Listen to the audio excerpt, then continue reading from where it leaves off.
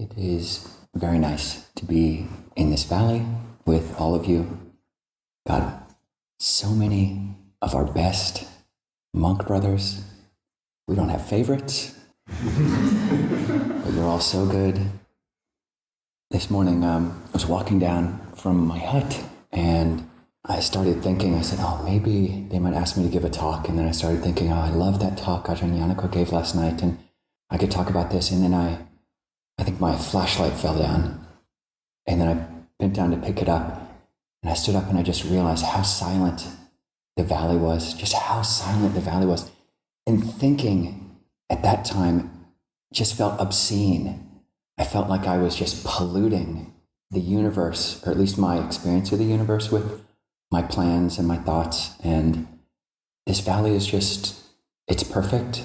And I've lived here for many, many years. And how many times I've walked down from my hut just filling the space with garbage, filling my whole mind with just thoughts about how I didn't want to do, thought I was going to have to do, and I'd have to do this person who I didn't want to see.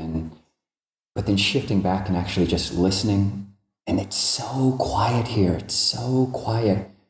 Last night's meditation and this morning, just we're all so blessed to be able to spend this time in silence together. And actually did, started me reflecting on space and different ways that space can be held and different ways space can be filled. And this image come up. I've had it a couple times in monasteries. This is a very frequent phenomenon at a monastery, is that you'll be gutting or taking off a wall from like a derelict hut, and you remove the inner layer between the inner and the outer, and what you expect to find is some kind of insulation.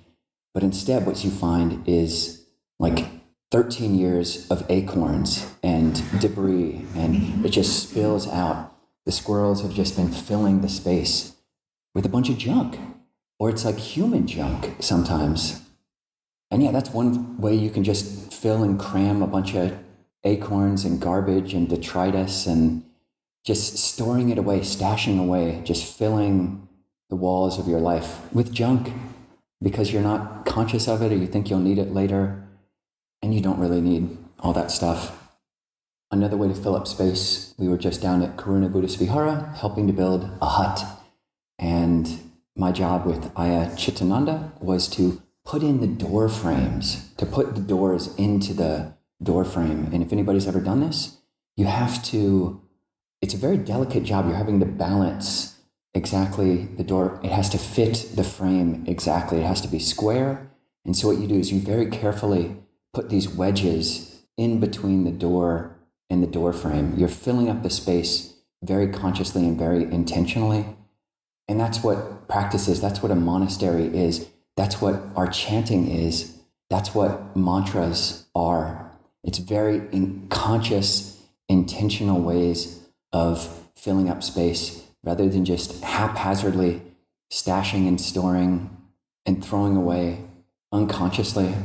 And just thinking for the sake of thinking, or thinking because that's our habit, or thinking because you don't know what else to do with the mind. You can fill the mind with Itipiso Bhagava Arahang Samma Sambuddho Buddhang Saranang Gacchami Dhammang Saranang Gacchami Sanghang Saranang Gacchami Buddho, Buddho. And it's like these wedges which go into the space. And then once you put the screw through, the wedges, you don't actually even really need them that much anymore, but they're holding this greater space. And when you do that, when you've been practicing like that, practicing listening, practicing holding space without being compelled to fill it up, you can actually hear better. You can hear the silence. You can experience the space. And that's really what we all want. And we sometimes think we can just jump into a monastery and we'll be able to just drop into a profound sense of knowing and quiet and stillness.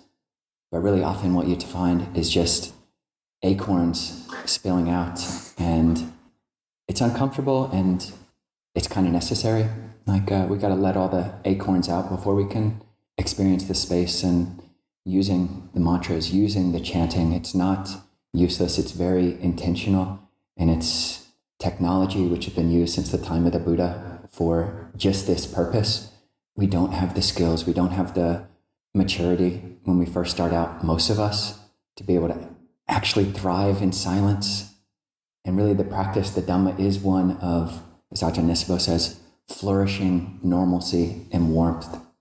It's not about some ideal that I should be able to just be silent and everybody else should be silent, but what is flourishing? And do I need to fill up the space? And it's kind. If we're working together, which probably most of us will be this morning, another one of these conscious wedges to go in between the door is just nice and kind speech. You don't have to fetishize silence. Really, silence and speaking, if you do it consciously and wisely, kindly, it can be the same as silence. So I hope everybody has a really nice morning filled with silence when it seems like silence is the right thing, or speaking kindly, enjoying each other's presence. Really are a really great group of people that we have here together, and I'll look forward to spending time in silence or talking with whoever I'm working with today, and I hope all of you can do the same.